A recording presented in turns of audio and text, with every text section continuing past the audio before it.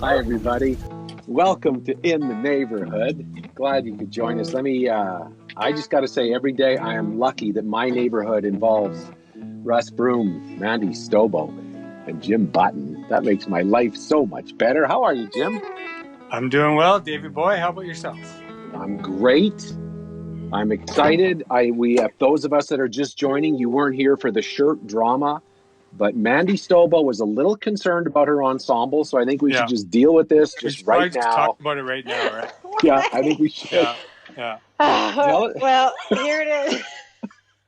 Tell us about your shirt, This Mandy. is what we ended on, you guys. So this shirt is a tank top that MBF, Michael Bernard Fitzgerald, and I made, I think, around 10 years ago. And we made one that said, none of it, Northern Canada, none of it matters. So that was a great one. None of it matters. And this one says, you can text me anytime. Oh. Hey, step back like 2 feet. So I'll just put my number on the screen. Anybody wants to text you. You can text me anytime. Put Michael's number up. Yeah, that'll be fun. Yeah, we love that. So what was that shirt? Those were shirts he was wearing on stage? Yeah, those were shirts we made one year for merch for Michael for one of his tours. That's fun. Yeah, touring up north? I don't remember him touring up north. No, he was doing a tour. Russ, you might remember this. He was doing a tour where he would have a fake phone number, and he would have people text in what the requests are on stage. Do you remember that? Yeah. Right. I think that's kind of what. And then I think we just got silly, and we're like, well, none of it matters. And then we're like, none of it matters. And anyway, so it went from there, and then we made them. Perfect. Russ, where's a faraway gig? Have you done far north gigs? That's a good question. No, I don't think I have. Have you ever played a dog show? City music? No, I've never done that. But when I was a kid, my dad worked up in Tuktoyaktuk and Inuvik, so I would go up there in the summers. So I spent a fair bit of time up there. But no, I don't think I've played up there. But I could be wrong. You must have done Dawson City Music Festival. No, I never did that festival. No. Oh, it's amazing. I know, it looks incredible, but it's I never made it cool. up there. I got to see Elliot Brood in the basement of a hotel, and they didn't have none of their gear came, and they were playing drums with all our suitcases and just stomping on the table. It was the greatest. Those are the best moments ever. Yeah. I got to go up to Folk on the Rocks up in Yellowknife when I was cool. Probably the wildest night of drinking beer in my life. I came out at 3 a.m, all gobbled, and I walked out and it was still bright, and I went, "What? I forgot about this thing. What time is it? Where am I?" Worst hangover. Well, today's good. This is a good show to be discussing. Oh wait, we should do our birthdays first. I don't know when. We have to figure out. But Linda Keller and her daughter Nicole have the same day of birthday, which is today. I think they need a couple of pistols.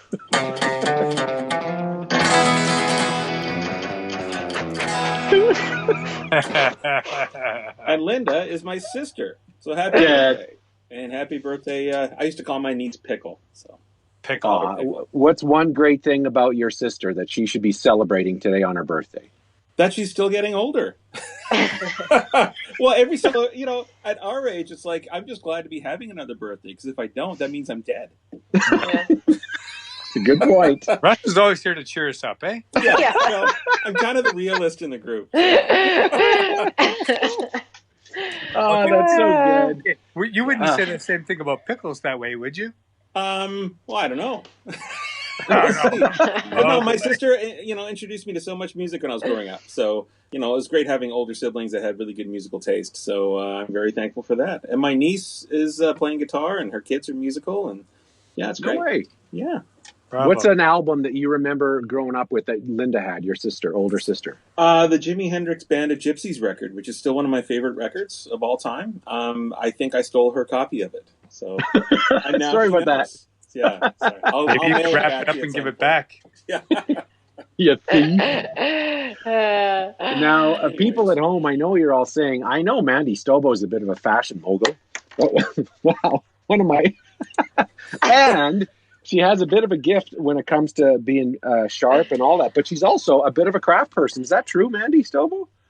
It is true, Dave. I didn't really know until recently how much of a craft person I was. But sure am. Welcome, everybody, to Mandy Stobo Craft Time. It's Thursday. We're in the neighborhood. Here we go. Are you guys ready? Take me to that studio.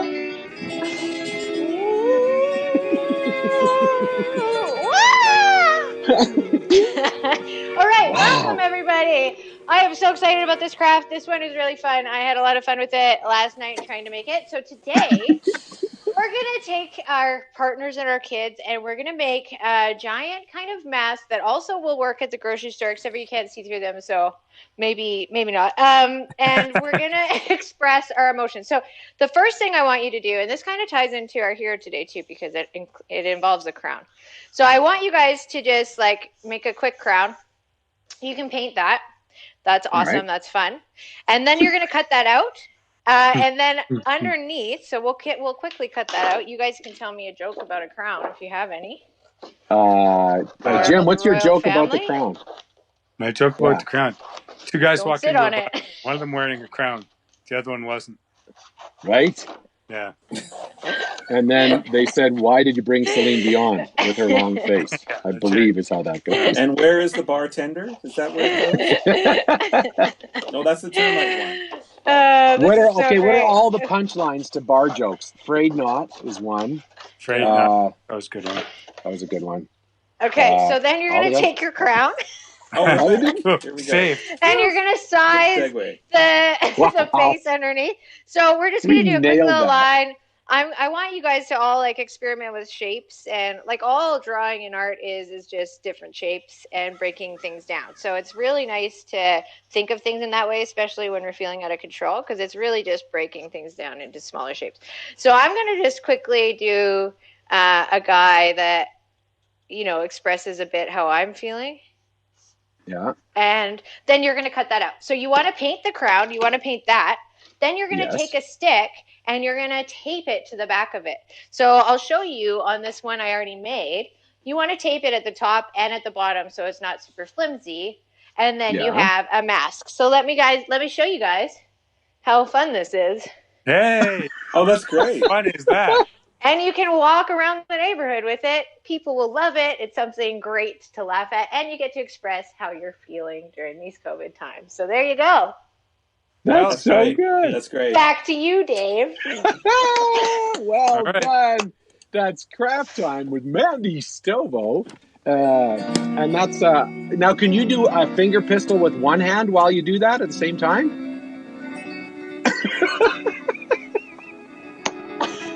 I don't know why that amuses me, but it really does.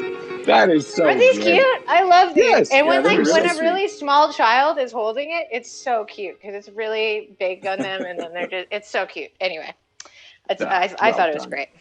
Thank you. And for the other folks who want to do some coloring, Mandy, do you have anything we can color today? You know what, you guys? I do. So, it's kind of fitting with today's theme.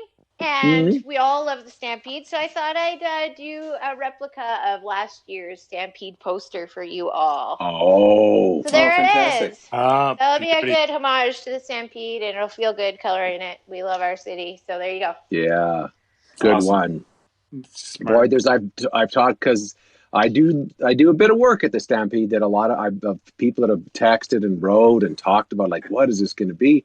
It's a big deal. So that's very nice of you. It's huge. Mandy Stobo. Yeah, it's a big deal. And you know what else is going on too? People are saying to me, I feel like ever since yesterday, I just don't know. Is the internet still funny or I is know, it right? not funny? I'm getting Is all it? those texts and emails too. I think this is the weirdest year ever. Like I've had The internet is funny. I'll get the timing right at some point.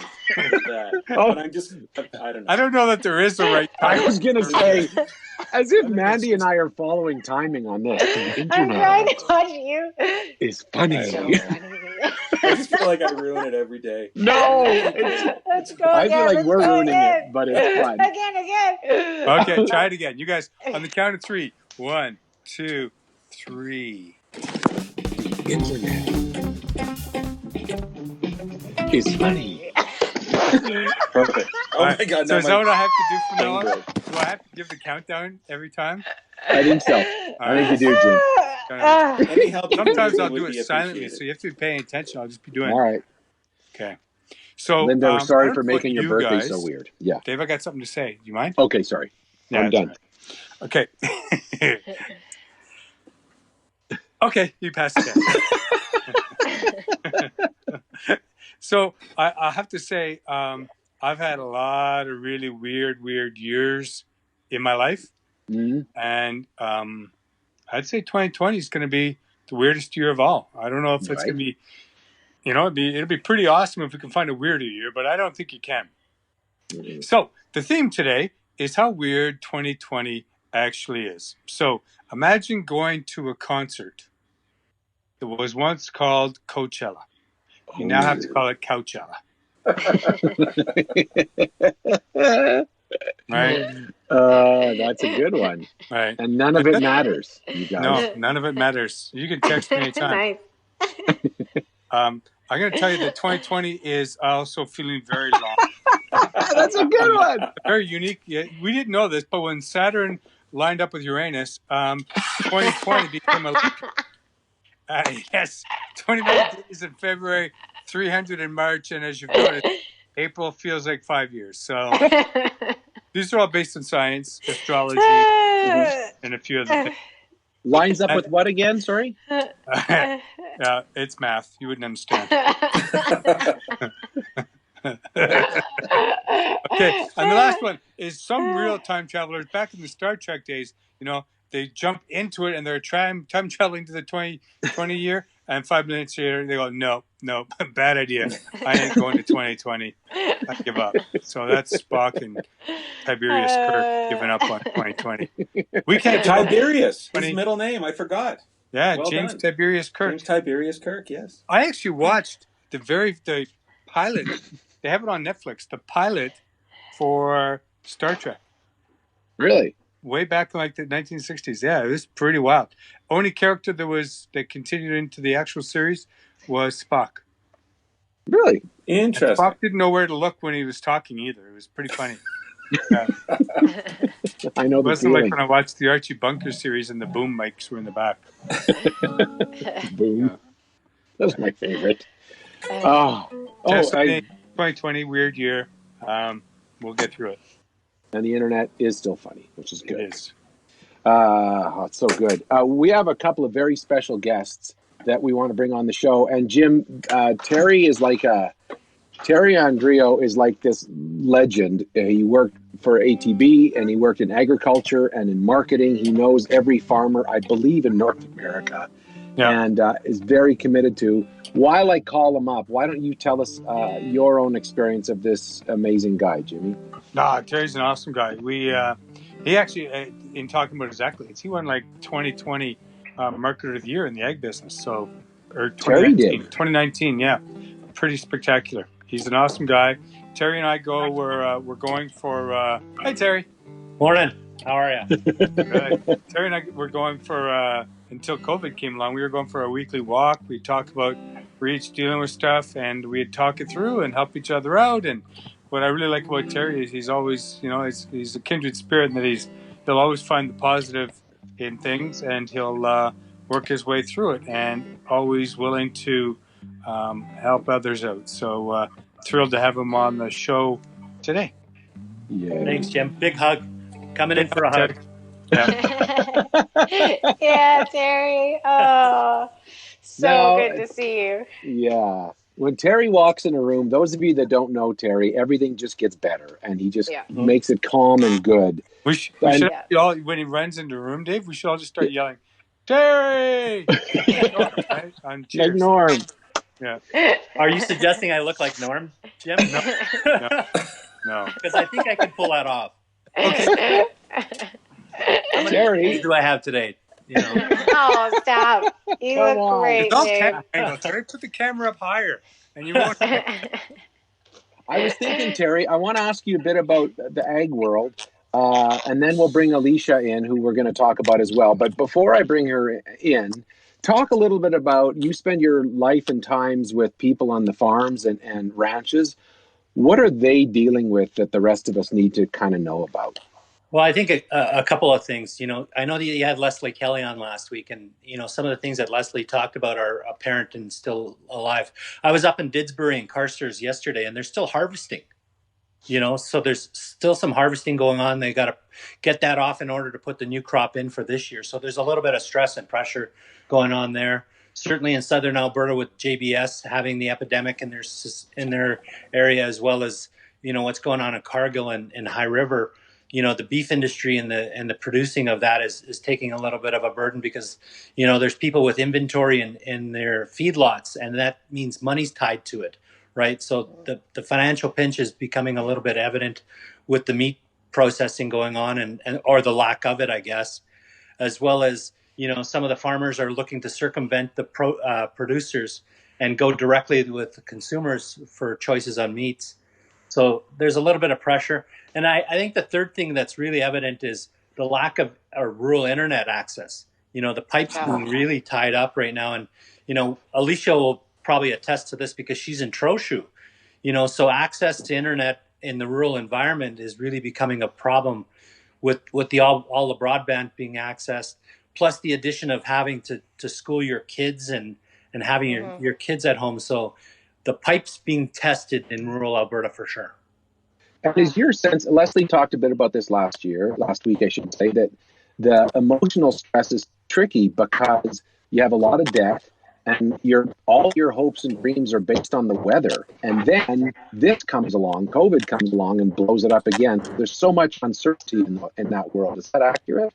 Yeah, it's 100% accurate. And I mean, we've been through it with BCS before, right? So we realize that the beef issue is hopefully a temporary thing, but, you know, certainly we've seen the inventory and the cost on beef reduced over the last couple of weeks. So that's sending the farmers and the ranchers into a little bit of I don't want to say a panic mode, but certainly an awareness mode. Right. Something more to think about. Just one more thing to think about besides the weather, you know, the commodity prices. The nice thing, we haven't seen a train blockade for a few weeks, so that's a good indicator. Oh, so why don't you introduce? I'm going to bring Alicia on right now and fix my microphone while I do that. But why don't you, when she comes on, maybe you talk a little bit about how lucky we are to have somebody with a crown on our show today. Hi, Alicia. I can. There she is. Hey, Alicia. How are you? Hi, Alicia. I'm doing good. How are you all? Now my mic's breaking up, but I'm going to fix that while Terry talks a little bit about Alicia and what makes her so great. Talk about her, Terry. Well, can I go get my crown? Actually, a fun fact, one of the first times I ever met Terry, ATB Financial sponsors paper crowns that look just like Miss Rodeo Canada's, and he was wearing one at the Canadian Finals Rodeo in his booth. So that's what you were going to go get, wasn't it, Terry? Yeah, you're not supposed to tell those stories out of school, Alicia. Sorry, I had to. Yeah, we have a great, ATB has a great relationship with Miss Rodeo Canada. So every year we get a brand new Miss Rodeo that we are introduced to. And this year it's Alicia Erickson from Trochu, who's actually Miss Rodeo Ponoka. Correct, Alicia? Correct. You know, and what we do is she's an ambassador to Canada. She's an ambassador to Alberta. They're not all from Alberta, but over the last probably 10 or 12 years, they've certainly been from Alberta. And it's a great relationship that we have. She goes throughout the province. She goes all through North America, spreading goodwill and happiness and joy. And you can really see it. The things that she does is, you know, she goes to appearances at schools. She goes to rodeos naturally. She goes to 4-H. So to me, having her as a partner in this whole process of being out in rural Alberta, and we brought her into, Stampede City sessions. We've brought her into the horse races. So she's been a fixture of our team, and she's just a great person to have on our team. So Thank you. we love Alicia. We love Miss Rodeo Canada. Amazing. Oh, that's great. Alicia, thanks so much for joining us. And congratulations on being such a good person. And Mandy Stobo did a painting of you that we'll get to you to say thanks for being in there and being so helpful in these times. Wow, thank you so much. Oh, thank you for all you're doing. It's incredible lifting hearts up, and you're doing such a good job. Wow, I've never had someone paint me. That That is so cool. Thank you. Wow. Now, if my daughter Tess, when she watches this show, she's going to say, I just want her hat. I want her hat. Can I have her hat? But other than wearing a cool hat, so you got this, you're Miss Rodeo Canada, your summer was fine and clear, you knew what you were going to be doing, and then COVID hit. So what has your life turned into now? Right. So usually right now I would be traveling all throughout Canada and a little bit into the United States of America as well, talking about rodeo, teaching about agriculture or Western lifestyle. And the really cool thing is Miss Rodeo Canada usually gets to do that face to face and make personal connections. But now that's just changed a little bit for me. So one positive thing that's hit from all of this is people are on their phones, they're on social media, and they're checking their devices regularly. So I get to be creative with my content and make positive stuff on my Facebook feed, my Instagram feed. I get to talk about my sponsors. I get to tell people fun facts about rodeo. And you know what? That's something that I've been trying to have a positive outlook on, something that I've been enjoying. Now you're in Shoe, and Terry was talking a bit about how farmers and ranchers are feeling. What's your sense in the rural community? How are people's hearts and minds doing right now? I think sometimes there is a lot of change with farmers and ranchers, and I think it's something when this COVID hit that we've all had our struggles. And I did talk to a farmer friend the other day, and he was telling me, you know what, the only difference is I just can't go into town for coffee and have coffee with all my friends in the mornings. Other than that, I stay on the farm and I do all of my work here. I kind of social distance all the time. So, I think everyone deals with this differently, but it sure has hit all of us in a certain way. Terry, and I'll ask Alicia this little in a bit, and then other people have lots of questions. What can we do? Mandy asks this all the time. If city folks say we want to help or make sure that we're helping, what would we do, Terry? I think that, the important thing, Julie Van Rosendahl and I have been talking about, I think there's a resurgence back to our roots, Dave. We've seen the concern about a shortage of flour, which means people are home baking, right? And board games are becoming popular again, and I think that the whole premise is to support local, buy local, understand where your food source is coming from, and really an opportunity for us to get to know the farmers and how it's growing. So ask questions about it. But I can't stress the fact about buying local, whether it's buying beer locally or buying proteins or beef or anything like that. But I think we'll see a resurgence of it, and I hope it continues, is to support the local small business opportunities. Mm-hmm. Is there a spot where we can go and find information on the best places to support local that are actually up and running? Is there, because a lot of us don't have access to the agricultural community, right? I can buy from a restaurant, I can buy from a craft brewery, but I don't know where to go. We do have, however, we did just buy, I should say, we bought from 7K Ranch. We bought a bunch of beef from them, their community program. Are there others like that out there? Yeah, the one that I know about is called Cultivator.ca. It's a local Calgary-based company that sells proteins, everything from chickens to lamb to beef, eggs, and vegetables and produce. So Cultivator.ca is probably one of the best places that we could access on a local basis, because they reach out to all those people and kind of bring them into one network, Jim. So it's a great question, and it's a shameless plug. No, it's awesome. I know the people from Cultivators, so they'll be happy with this, I think. Well, and it's so, and that's, I know that's your life, Terry, is to connect to someone who's sitting out in a tractor with what I'm doing at supper time. Yeah. And saying it's not a magic, and it doesn't just appear from storks. There's a reason that all, we are connected, aren't we? We are. And, food is, besides the beer component, it is what brings people together, right? We all sit down and break bread together, and the opportunities we get together.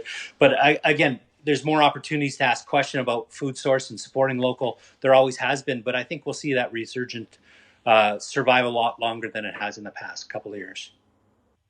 I got to tell Jim and Mandy and Russ, when we were setting up this thing, and I was texting Terry and Alicia, and I said, hey, how about we have a phone call? And it was a bit, and then I get this text from Alicia saying, sorry, I was on my horse. I'm back now. When do you ever get a text that says that? I guess that's not unusual to me, but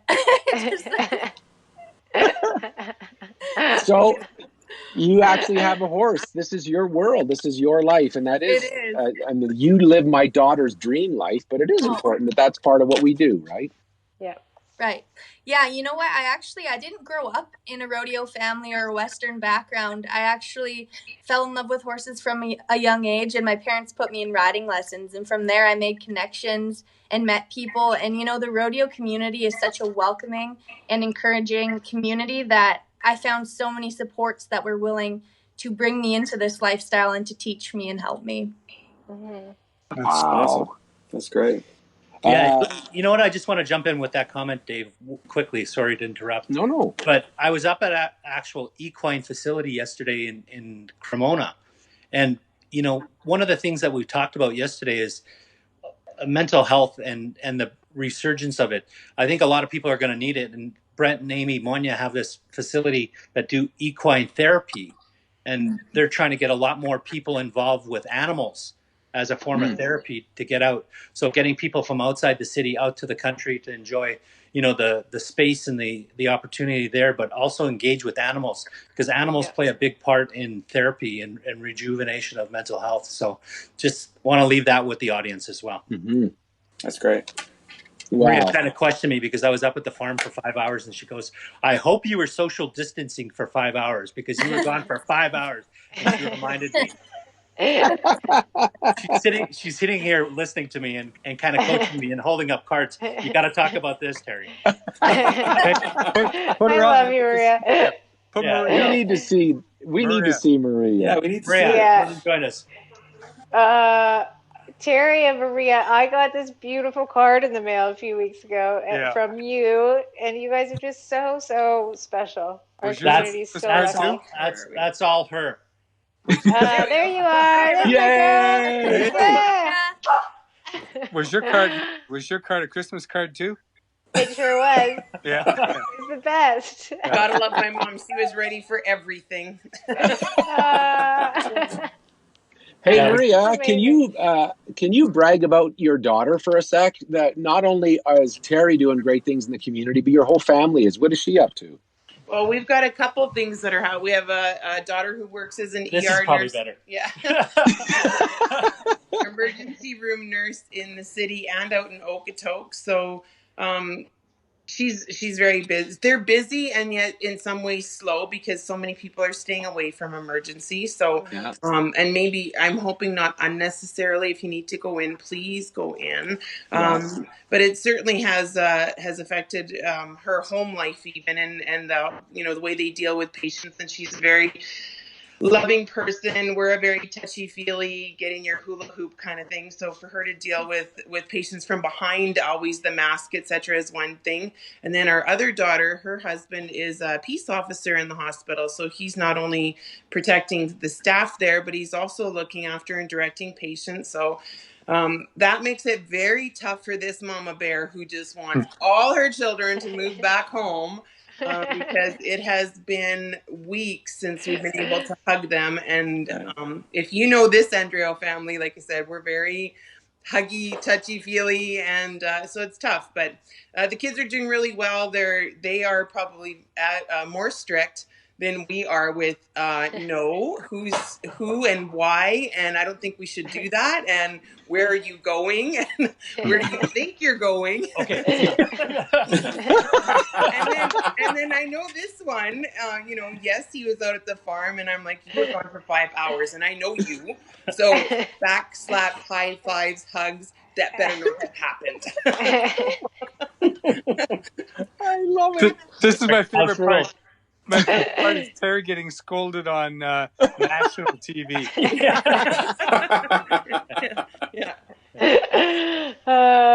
So He's good. just a Well, big bear. Terry, on yesterday's show, I had marriage counseling as part of the show, so Can you it's send all me the fine. number? Alicia, do you have any relationship issues you'd like to bring up in front of our audience that we can help you with? Or? You know what? I'm going to have to say I'll skip that question. It's against my contract.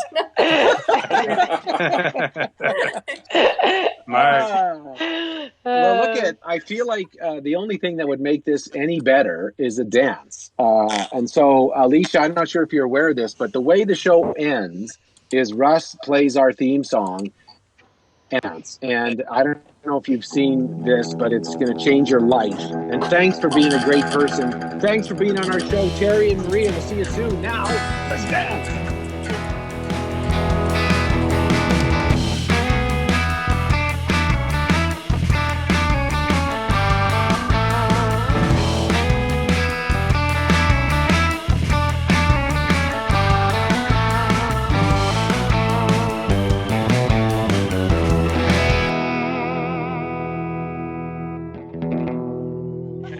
That explains it. He's just moving his phone. No.